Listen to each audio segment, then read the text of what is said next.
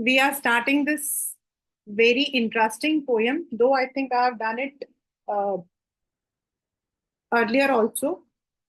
लेकिन I'm starting it once again. The Legend of Northland. बहुत प्यारा सा पोयम है. बड़ा फनी पोयम है. इनफैक्ट इफ आई से this is a very funny poem. Why I'm calling it funny? Because जिस तरीके से इस मैसेज को जो है पेश किया गया है, it has been presented, it's very humorous, but at the same time it is also a very moral valued poem.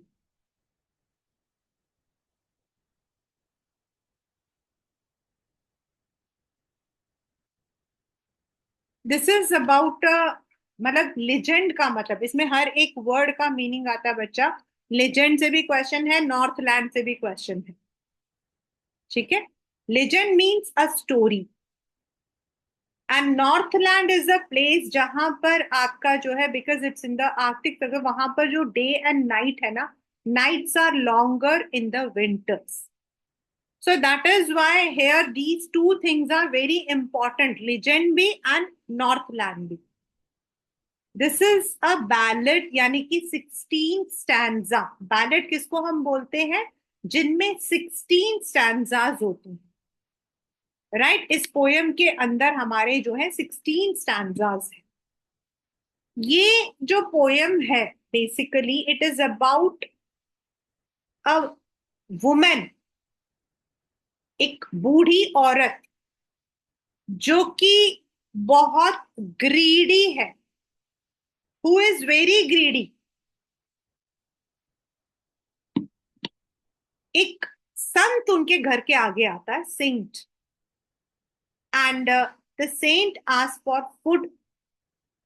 Now even though वो खाना देने के लिए तैयार हो जाती है, she is ready to give the food, but she when she starts to knead the dough, वो मतलब कि केक बनाती है, उसका आटा गूंथती है, तो उसको लगता है कि whenever she is making the dough, the cake for the saint, it is big.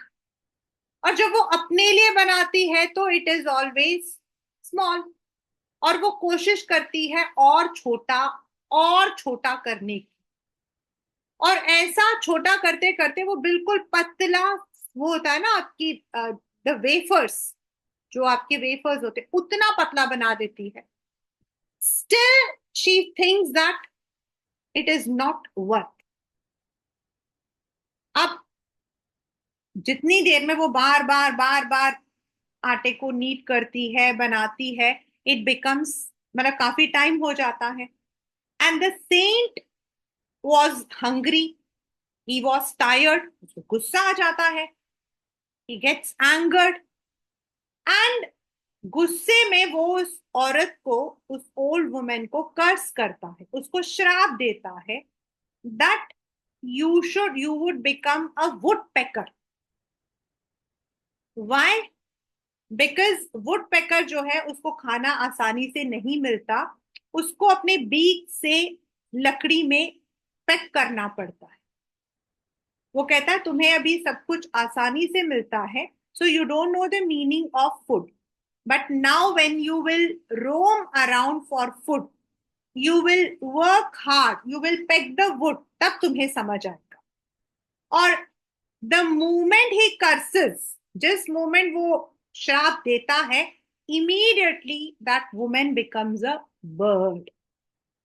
और वो चिमनी की तरफ से बाहर जाती है, तो उसका जो सारा शरीर होता है that becomes black, but the cap that she was wearing is same red. और इसीलिए कहा जाता है कि आज भी जो आपके वुड पेकर्स हैं, आई थिंक इट्स, वो जो है they pack the wood across the country. Though it is a story, मतलब ये सच नहीं है, ऐसा नहीं है कि सच में ऐसा हुआ था, but this tells that we must not be greedy. तो जो पहला इसका आता है थीम इस पोयम का, it is, as I have already told the story, it is about the person जो जिनके पास काइंडनेस नहीं है, जिनके पास कंपैशन नहीं है, मतलब दूसरों के प्रॉब्लम्स को समझने की शक्ति। And one must not gate greedy, क्योंकि वो सामान हमारा है। सबको हमें प्यार से दूसरों की परेशानियों को समझना चाहिए। We must be selfless, we are all equal. और अगर हमारे पास कोई आता है, कोई सफरर है, किसी को भूख लगी है, किसी को प्यास लगी है, तो अगर हम अपना पानी या अपना खाना उनके साथ शेयर करते हैं तो हम गलत नहीं करते।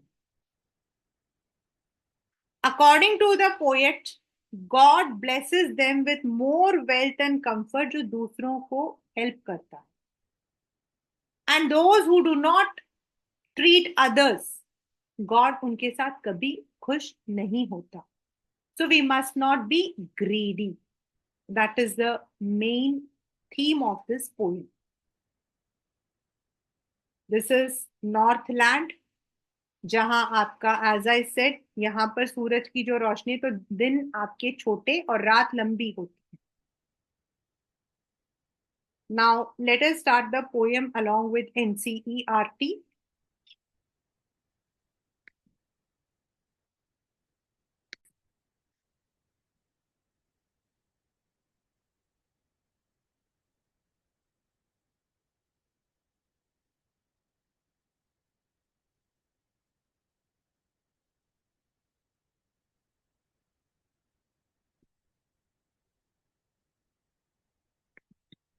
Away, away in the Northland, as I said, Northland, where the hours of the day are few and the nights are so long in winter that they cannot sleep them through. मतलब they cannot, here they is referred to the people in Northland. The nights are too long, therefore even इतने long होते हैं कि लोगों को नींद भी नहीं आती, because नींद भी आपकी एक टाइम से ही आती है।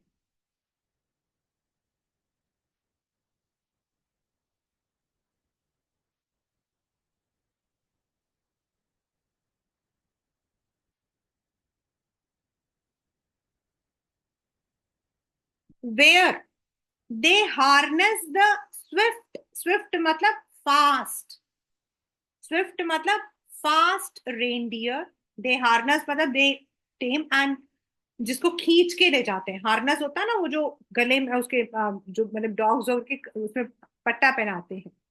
To the sledges when it snows, आपने यहाँ पर देखा हो, ये देखिए, दे आर बीइंग टेकन, इनको स्लेजेस से बांधा जाता है।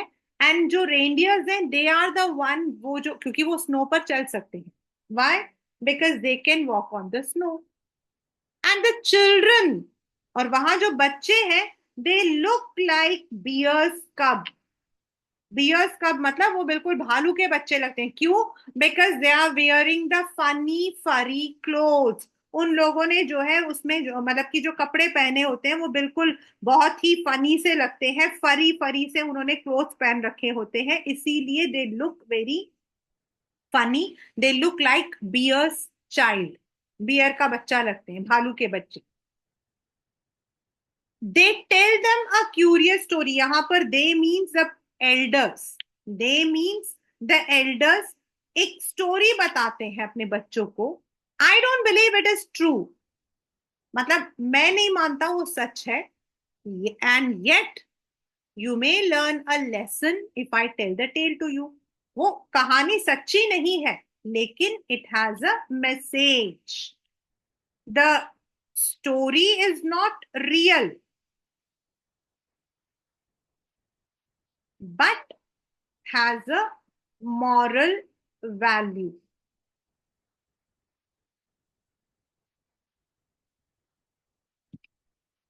Once, when the good Saint Peter lived in the world below, मतलब अब तो हम मानते हैं कि जितने भी हमारे गॉड के मैसेंजर्स हैं, they are all living in the heaven, लेकिन ऐसा माना जाता है कि there was a time when they all lived in the on on this earth. जैसे हम भी मानते हैं कि प्रभु श्री राम यहाँ रहते थे, कृष्ण यहाँ रहते थे।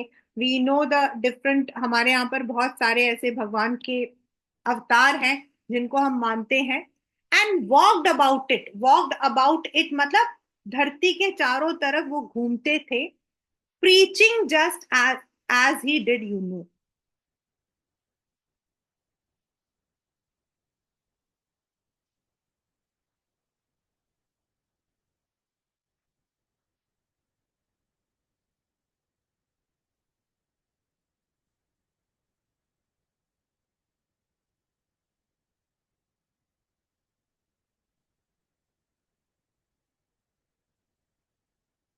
He came to the door of a cottage in traveling round the earth। मतलब दुनिया के चक्कर लगाते लगाते छोटे से एक कॉटेज के बाहर आए। Where a little women was making cakes. वो वहां पर जो है केक्स बना रही थी। And baking them on the hearth. Hearth मतलब अंगीठी, जो आपकी मिट्टी से बनी होती है। And she was baking it, वो मतलब it was not a, bakers नहीं थे उनके पास में। And being faint with fasting, वो बहुत थके हुए थे। For the day was almost done. The day was almost done मतलब it was the evening time. And he was starving, वो जो है उनको बहुत बहुत भूख लग रही थी। He asked her from her store of cakes to give him a single one। उन्होंने कहा तुम्हारे पास तो इतने सारे, तुम्हारे स्टोर में इतने सारे केक्स हैं, मुझे एक केक दे दो।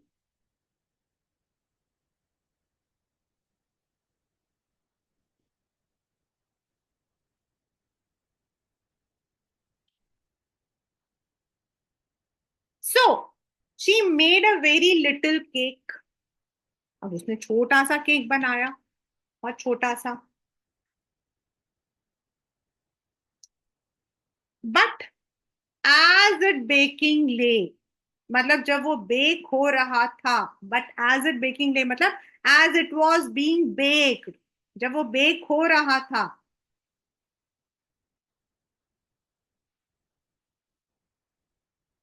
She looked at it and thought it seem too large to give away.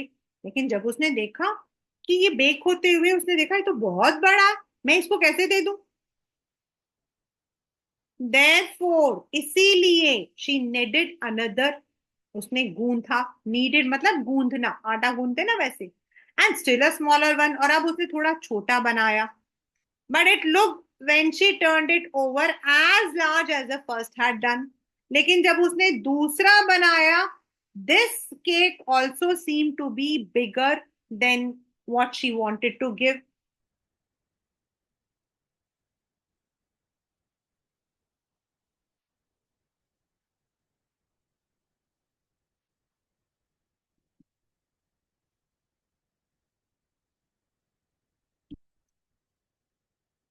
Then she took a tiny scrap of dough. Tiny मतलब थोड़ा सा, छोटा सा टुकड़ा। डो इज आटा जो गूंधा हुआ था। And rolled it flat. उसने उसको जो है अच्छे से दोबारा से बिल्कुल रोल किया, Bela. And baked it thin as a wafer, और उसको उतना पतला किया जैसे वो वेफर हो। But she could not part with that. लेकिन उसको भी नहीं देना चाहती थी जो अब उसने तीसरा बनाया।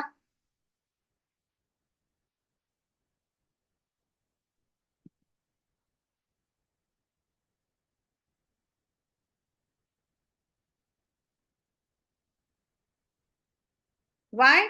Because she was very greedy। For she said, उसने कहा, my cake that seem too small when I eat off them all myself, and yet too large to give away, so she put them on the shelf।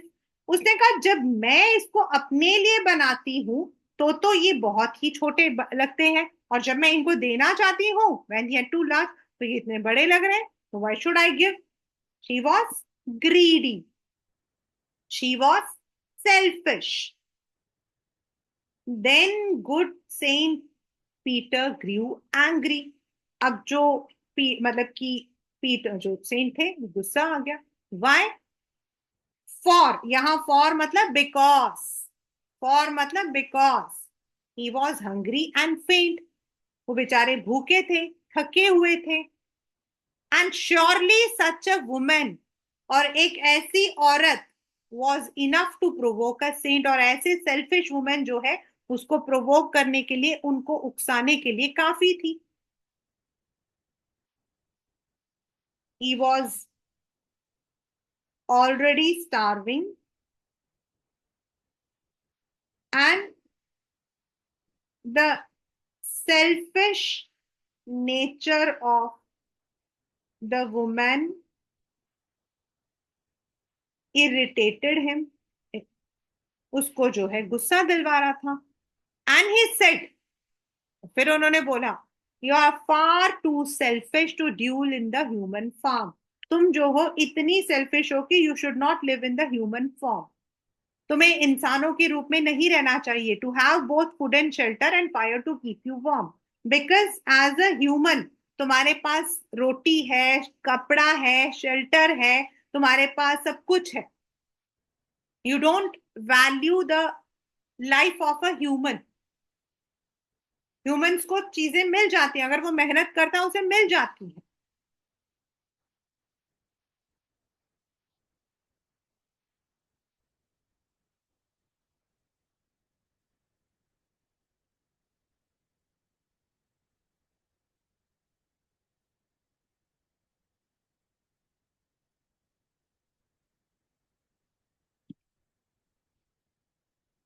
Now you shall build as a birds do, अब तुम्हें जो है ये कर्ज है कि तुम्हें वो करना चाहिए जैसे बर्ड्स करते। Now what do the birds do? The birds have to move from one place to another, उनको जब वो पैदा होते हैं उनको बना बनाया घर नहीं मिलता। They have to live in the nest, and if you remember, if you know, उनको जो है ना नेस्ट में उनकी मम्मी छोड़ के जाती है। And then when they are out of the, मतलब वो एग से बाहर आ जाते हैं, थोड़े बड़े होते हैं, तो उनको धक्का देकर उनको बर्ड्स को सिखाया जाता है to fly and find their own food. They don't get the food जैसे हम लोगों को आसानी से मिलता, हम तो पैदा हुए हमारी मम्मी पापा ने हमको सब कुछ दे दिया। It is not like that. And shall get your scanty food by boring and boring and boring all day in the hard dry wood, तुम्हें जो है अब बर्ड्स की तरह रहना पड़ेगा, और तुम्हें जो है मतलब बोर करके, छेद करके, you have to find the food, जैसे मतलब कि बर्ड्स करते हैं। That is a woodpecker. And you have to work hard all day in the hard dry wood, मतलब तुम्हें उन सूखे वुड में पैक करना पड़ेगा, तब तुम्हें खाना मिलेगा। Then up she went through the chimney, never speaking a word, मतलब immediately she was turned into a woodpecker। इसका मतलब है immediately she was turned into a woodpecker।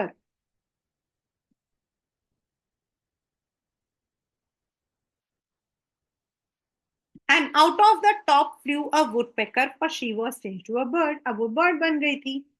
She had a scarlet cap on her head and that was left the same, बाकी उसकी जो पूरी body थी वो काली पड़ गई थी, लेकिन वो जो कैप था वो उसके सर पे रह गया था। और आज भी अगर आप लोग वुड पेकर को देखोगे, तो scarlet is a brilliant red colour, तो वुड पेकर को देखोगे तो उसके सर पे वो रेड कलर सा बना होता। But all the rest of our body were burn black as a coal in the flame, बाकी उसकी जो बॉडी थी, क्योंकि वो चिमनी से निकली थी तो पूरा बॉडी उसका जल गया था, बात, लेकिन वो जो कैप था वो रह गया था।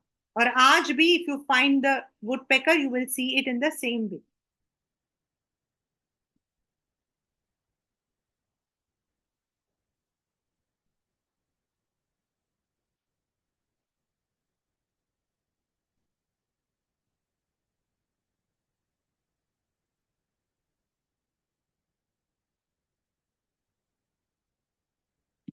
And every country school boy has seen her in the wood, और कहा जाता है कि जितने भी गांव के आसपास लोग रहते हैं, यहाँ पे country means a rural area, country means a rural, जो स्कूल जाते हैं उन्होंने उसको देखा है।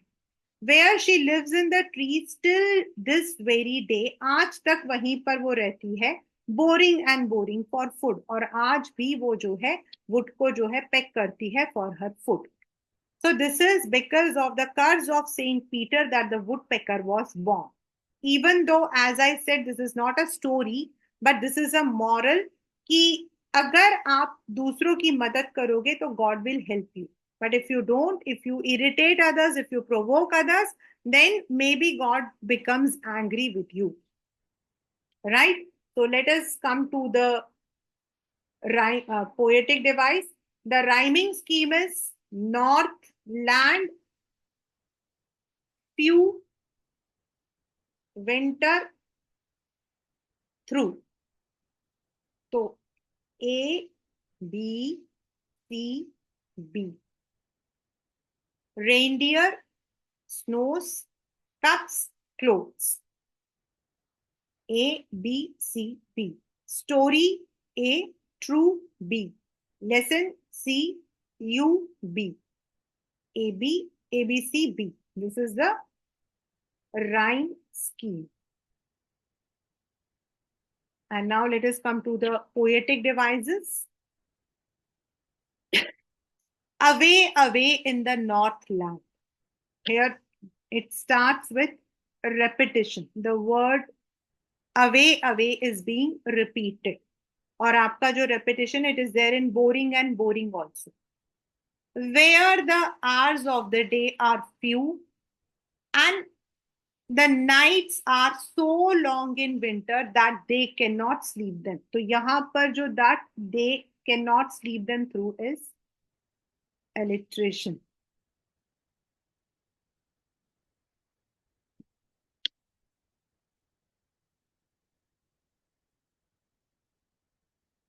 Again to the sledges.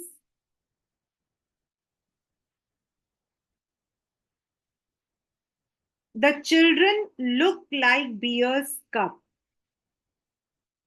Simile, because there is a comparison using the word like. And in their funny furry clothes. Again, it is alliteration.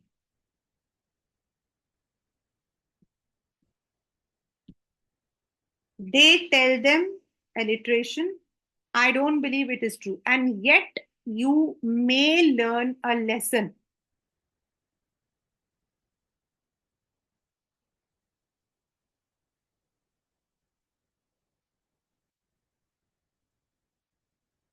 And in this पहली line में and third line में आपका जो है enjambment, because the line moves to the next line without any punctuation mark.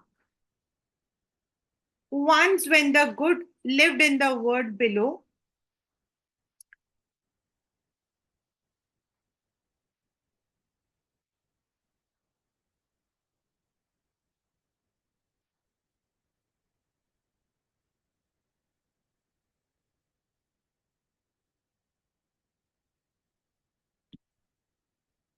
little making दोनों में I जो है it is repeated.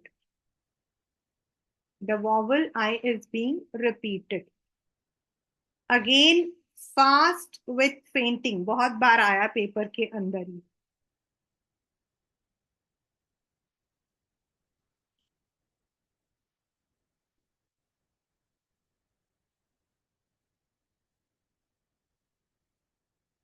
Give him single. तीनों में आपका जो vowel I है it is being repeated. Faint with fasting, the letter F is being repeated. Again, but baking, alliteration.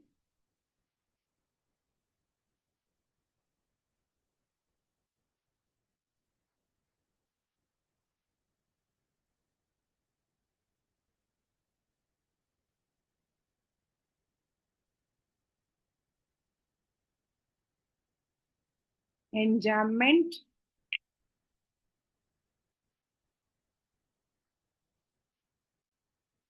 Rolled and rolled.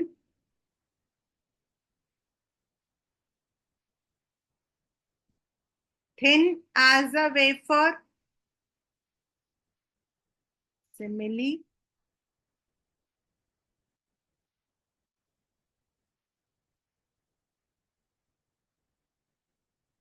She put them on the shelf. Alliteration. She and shelf. She and shelf. Having the similar sound.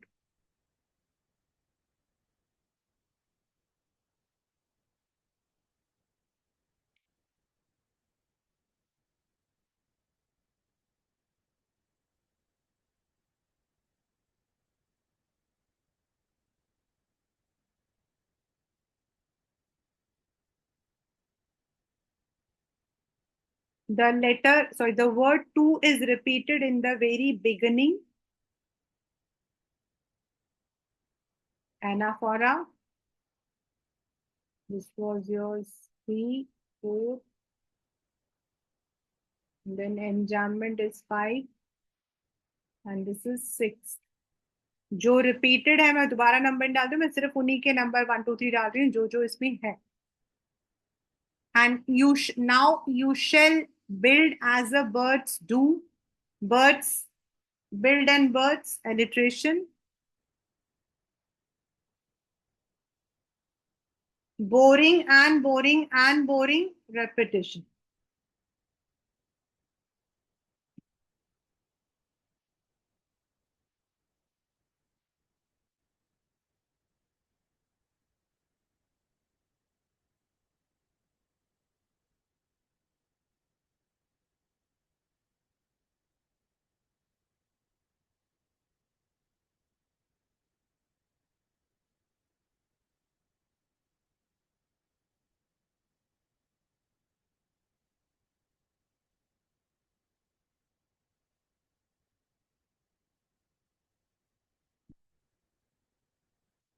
So basically you have alliteration first. Alliteration आपका सबसे पहले है. Repetition आपके हैं away away, rolled and rolled, boring and boring.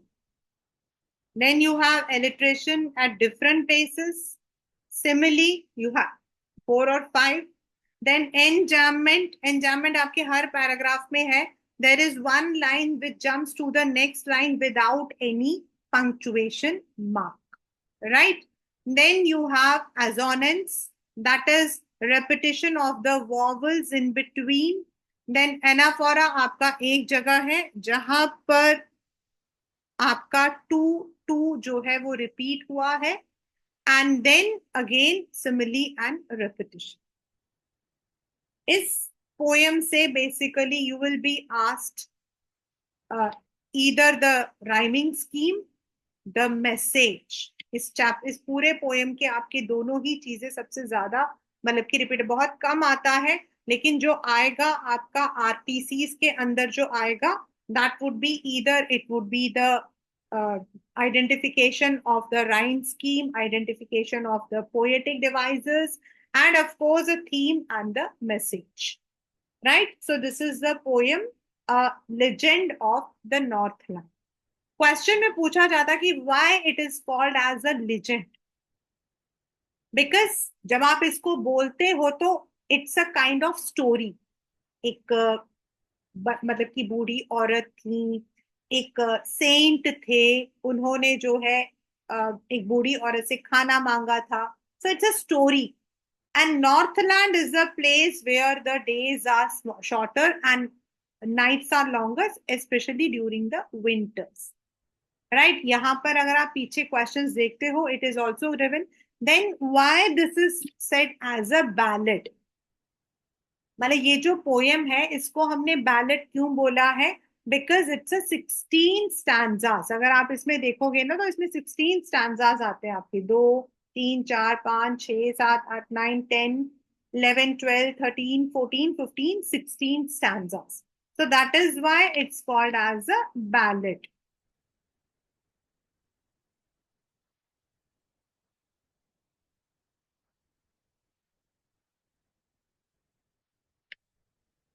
Right? So this is the poem first. The theme, of course, the theme is never anger anyone. It's based on the theme that we must not be greedy. We must not be, देखो बच्चा, selfish होना जरूरी भी है, लेकिन selfish कब होना चाहिए? when it is doing good to you. It is not that कि दूसरों को आप तकलीफ दो. If you think only about you, जैसे हम लोग आजकल क्या करते हैं, हम सिर्फ अपने बारे में सोचते हैं, हम बीमार हैं, हमें प्रॉब्लम्स है, हमारे साथ में ये है. Always think for everyone. आपकी मम्मी, आपके पापा, आपके स्कूल में जाते हो, आपके फ्रेंड्स, आपके teachers, everyone. So when we want to understand this कि it is very important that we should respect others. या तो हमें किसी को खाना देना ही नहीं चाहिए था. She should have refused and I don't have the food, I can not give you. लेकिन पहले if she agreed that she would be giving the food, then she should have immediately given. लेकिन उसको बिठाकर she was needing again and she was feeling कि वो जो बड़ा वाला देती है तो छोटा वाला देगी तो मतलब वो बड़ा हो रहा है. And this is where she provoked the saint. आपके पेपर में अगर आता है तो आपको लिखना है कि how did she provoke the saint. Right. I'll not be taking up the theme of the poem in the written form because already in the printed form I have given it, which I'll be sharing with you. That a legend is a folk tale passed from one generation. It's a story that is revolving around Saint Peter, who was punished for her selfishness. And what is the message of the poem, ये भी आपका लिखा हुआ है. इसमें अलग अलग messages आप लिख सकते हो. और कभी कभी क्लास 9 मैसेज लिखा हुआ आएगा और आपका जो है आपको उसे जस्टिफाई करने के लिए बोला जाएगा. द पोएम इसका नाम क्या, legend of the Northland, gives us the message that we should help the sufferers. तो आपको उसे बताना है कि जो लेडी थी, she did not help the saint, therefore she was punished. So we must respect everyone who comes to us when they are in problem. अगर किसी को तकलीफ है और अगर हम उसको थोड़ा सा हेल्प करते हैं ना, तो वो बहुत अच्छी बात होती है. Right. So this both are given in the poem only. I've already given it. I'll share it with you so that you can understand it better. Hope the poem is clear to all of you.